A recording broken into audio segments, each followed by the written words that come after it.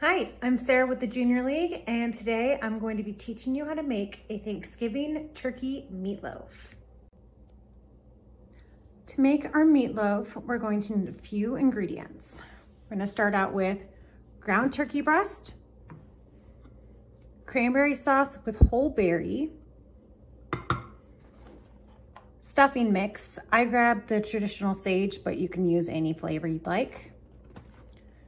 Need a half cup onion. This was about half an onion, and then a half cup celery. I used 2 stalks here. We're also going to need 1 egg and then a teaspoon of fresh sage.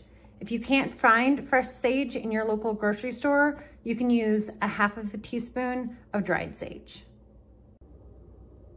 The first thing you're going to want to do is preheat your oven to 350 degrees Fahrenheit. Now that your oven is preheating, we are going to start with the onions and celery. So I've added a little oil to my pan. You don't need to do that. That's just a personal preference.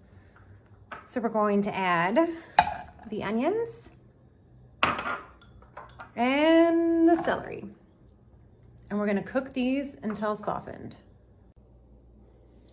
Right now that the celery and onions are cooked, I'm going to add them into the bowl. I've already put the ground turkey, the sage, and the cranberry sauce in this bowl. So now I'm just going to add the cooked vegetables,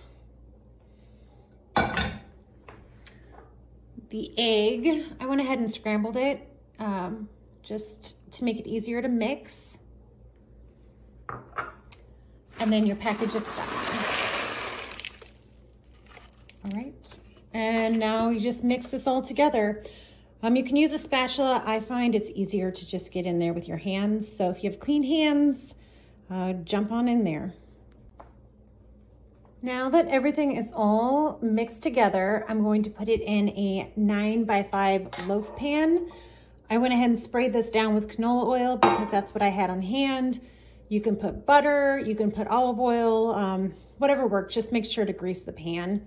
If you do not have a pan, you can mold this into a loaf on a cookie sheet and cook it that way. All right, here we have it all in the pan and ready to go. So I'm going to stick it in the oven that is preheated at 350, and I'm gonna let that bake for 1 hour. All right, the meatloaf is out of the oven and ready to eat. I would suggest giving it about 5 to 10 minutes to cool down. But yeah, I hope you all enjoy and have a wonderful Thanksgiving.